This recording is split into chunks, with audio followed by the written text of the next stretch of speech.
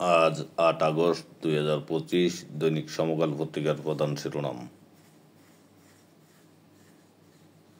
যুক্তরাজ্যের হোমলেসনেস মিনিস্টারের পদ ছাড়লেন রোশনারা। এবার ফিলিস্তিনিকে স্বীকৃতি দিচ্ছে অস্ট্রেলিয়া।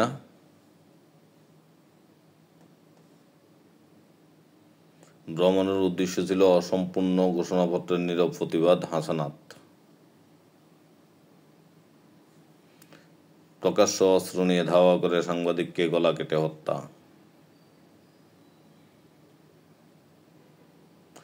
ডোপ টেস্টে ফেইল, ছবিতে শিক্ষক নিয়োগে পাচ্ছেন না 2 প্রার্থী। জবি শিক্ষার্থীদের মারধর ঘটনায় গ্রেপ্তার 1।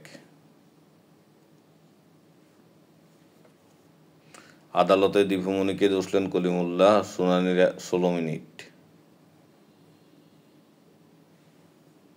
যুক্তরাষ্ট্রের নতুন শুল্কে দক্ষিণ এশিয়ার অনিশ্চয়তা।